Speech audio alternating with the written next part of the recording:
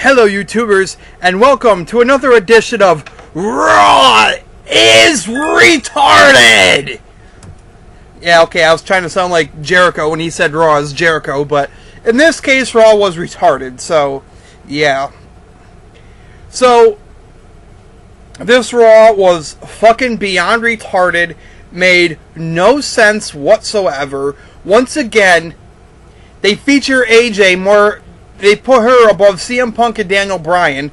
AJ might as well be the WWE champion, for fuck's sake. You know, and the whole fucking thing with Hornswoggle being the anonymous GM. I swear to God, when it seems like when an angle is going to inevitably fail or tank, who do they make the fall guy for it? Hornswoggle. Back when Vince McMahon had the when he had that child that was on the WWE roster, who it was supposed to be Kennedy before he got suspended, but then when their main thing, Kennedy, when their main idea got put on the shelf, they just figured, okay, well, we got to do something here. Oh, fuck it, this angle's going to shit. We'll make Hornswoggle Vince McMahon's son. And then, of course, then they tried to save the whole thing by revealing that he was actually Finley's son and blah, blah, blah, blah, blah. And, personally, what I think WWE should have done in that whole thing was, as soon as Kennedy got suspended, they should have just said, oops, there was a mistake. Vince McMahon doesn't have a child on the roster, and dropped it. But yet again, Hornswoggle takes the fall for an angle that was going to shit anyway. And I noticed a couple guys got treated like jobbers this week. Heath Slater, Drew McIntyre, Jack Swagger. Now, you didn't get to see any of those three guys make their entrances. You got to see their opponent's entrance, but they start out in the ring as soon as Raw came back from the break. Now, if I were booking the WWE right now, I would take guys who aren't being used properly, and I would make them form a stable. I know some of you are going to say, well, there's heels and baby faces. What would you do? I'd make it so where they're putting their differences aside and coming together for a common goal. Who would be in this stable? Jack Swagger, Drew McIntyre, Alex Riley, Zack Ryder, Yoshitatsu. Those 5 men together, I would put in that stable. And they would do things like they'd start beating up main eventers, mid-carders, and stuff like that. They do these gang attacks to get noticed. I do something like that. Or, here's another thing you could do, at least with just Jack Swagger and Alex Riley. Put them together. Make them a tag team. And do something that the WWE hasn't done with their tag teams in a while. With the exception of the Primetime Players, name a tag team in the WWE right now that has an actual gimmick. Name one, besides the Primetime Players. Epico and Primo really don't have a gimmick. They're just relatives of Carlito, but they don't really have a gimmick. Neither do R-Truth and Kofi Kingston. What's their gimmick? Back in the heyday of the WWE Tag Team Division, pretty much every tag team had a gimmick. Demolition, the Legion of Doom, the Killer Bees, the British Bulldogs. Just to name a few. The tag teams even had gimmicks. And we need to go back to that. If you're going to put a tag team together, make us believe they're a tag team, give them a fucking gimmick. Don't just throw 2 guys who have separate gimmicks as solo wrestlers together and, think it's going to be successful. Give the tag team itself a gimmick. And here's the gimmick I would give the tag team of Jack Swagger and Alex Riley. These 2 college preppy kids, rich punks, who go around and they, and they draw heat because they're rich, they're spoiled, they're cocky, they're arrogant. They think they're better than everybody else. And here's the kicker. Every time a face, at least for a few months, maybe even about a year or whatever, for a while anyway, fans pay to see a babyface tag team shut them up. But babyface, one face team after another, fails to shut them up. Finally, You know, you get a babyface team who can shut them up. You know, whether it's whether it be whoever was the tag champs at the time, or you know, Swagger and Riley finally win the tag straps, and then they lose them, you know, to the team that's going to shut them up finally.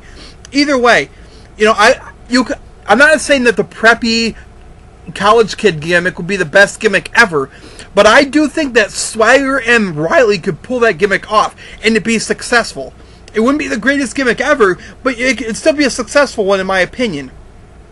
And I know some of you are going to say, that kind of sounds like the Mean Street Posse. Not really. Because the Mean Street Posse weren't supposed to be college kids. They were like rich, spoiled people, yes. But, you know, push the whole college thing. Like, make them come out in, like, I don't know, like these sweaters that have, like, some kind of fraternity symbol on them. You know, try to make us believe they're college kids. And, you know, Swagger and Riley aren't that old. And even if they are in their 30s, they sure as shit don't look it. So, you know, they're believable as college kids with their look. So like I said, put them in a sweater, put them in t-shirts, put them in something like some kind of fraternity logo. Even if you just make a fraternity logo up, something that looks like one, put them in it. Then that way, it pushes the gimmick of the whole, you know, tag team. The preppy college kid tag team. You know, this and Raw really, it just bothers me because, like, it's just been retarded. And who really wanted to see Michael Cole and Jerry Lawler again? Seriously, I mean, who really voted yes for this crap? I mean, let's face it. You know the WWE, even if everybody had voted no, even if everybody who had went on WWE.com had voted no, you know WWE would have had said the same thing anyway, that 75% said yes, and they would have had the match anyway, despite what the real results were. 75 and 25. Yeah, that sounds like a generic poll fixing to me. Now, I know some of you might be saying, well, they probably rounded up. But I seriously doubt that even if you round up, it was 75 and 25. You could tell that poll was rigged. That's just an excuse to put this match on the air. And for what purpose, I don't know. You put Michael Cole in the ring and Jerry Lawler in the ring. Seriously. The reason they had the match was to out Hornswoggle. Okay, but yet again, okay, maybe that's true. But the point is, they should have just... The whole anonymous general manager thing was stupid anyway. But then they go and make it even dumber by revealing Hornswoggle was the one doing it all along. They just... Instead of just, you know, merely taking a small dump on the angle, they just had diarrhea all over the damn thing. I mean, they basically just, you know, they just, like I said, they had diarrhea all over it. They said, oh, it's already shit, so we might as well just throw another 90 pounds of shit on top of it. I don't know. This Raw was not entertaining to me. It was stupid. It was boring. It was hard to watch the whole fucking thing. And one more thing about Raw. If anybody comes to, as far as when it comes to the WWE Championship Money in the Bank match, if anybody tells me that they don't see John Cena's victory in that match coming 10,000 miles away, I will smack you upside your fucking head. Alright, because let's face it, the way they're painting the picture, you can tell John Cena's gonna win the fucking thing.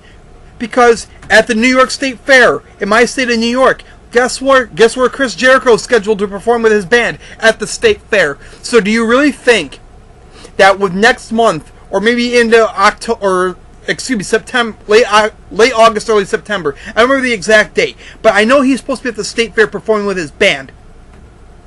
So does anybody really believe that they're going to have Chris Jericho win the match and then win the championship when he's leaving to go tour with his band? No. Nobody believes that. At least nobody with half a brain should believe that. I mean, don't get me wrong. I'm not saying that Chris Jericho isn't talented and that he wouldn't deserve another, even if it was a short one, another run with the WWE title. He would deserve it, yes. But is the WWE really going to do it? No, they're not going to. They're going to give Cena the win. It's a matter of fact. It's obvious.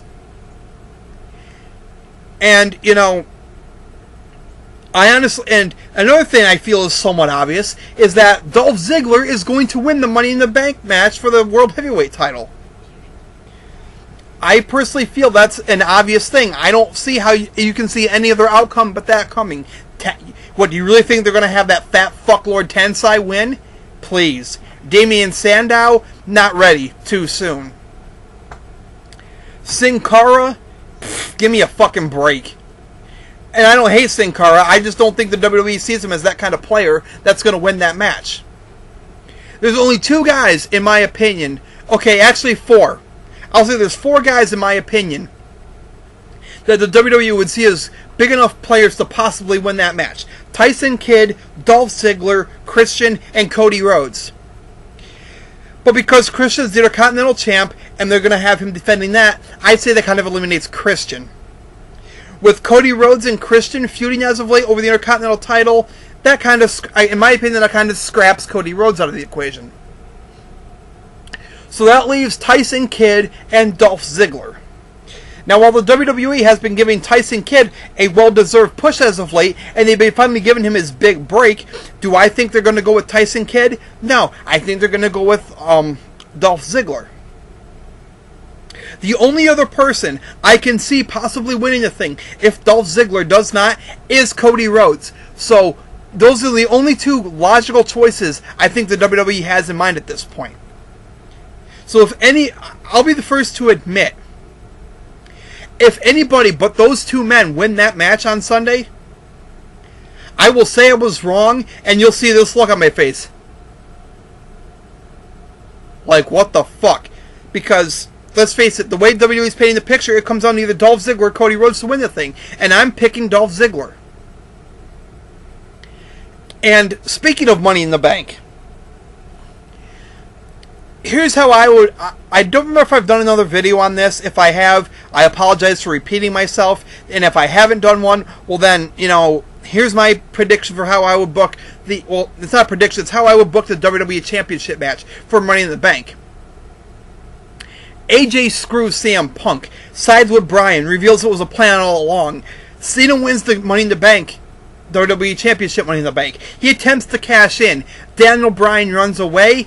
Cena fails. Then you carry on the feud based on, you know, the fact that Cena was the first to try to cash in and fail. And then you extend the feud.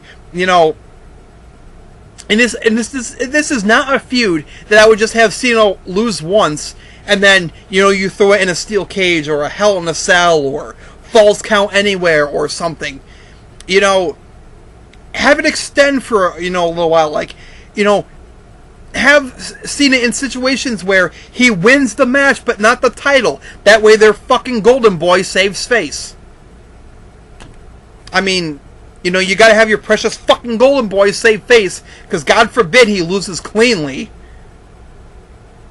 Because God forbid, WWE, you have a heel win cleanly once in a while. You know, here's an idea, WWE. Why don't you watch TNA and take a few notes? They know how to make a heel win cleanly and not make it look fucking retarded. Bobby Roode did it on a few occasions. He beat people cleanly and it didn't look fucking retarded.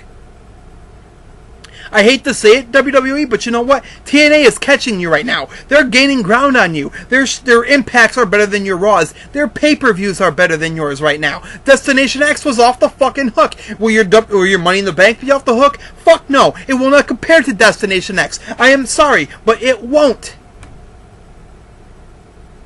TNA is gaining ground on you, and I guarantee next year, if this trend continues... If this continues, Impacts are better than Raws. TNA pay-per-views are better than WWE's. By next year, people will see TNA as the legit second big company in wrestling. Some people say that it's not right now. Some people think it's just a glorified indie show. And you're entitled to that opinion. But I guarantee by next year, if this trend continues, people will stop seeing TNA in that light. As well they should. For this edition of the In the Ring Show, this is Devious Damien signing out.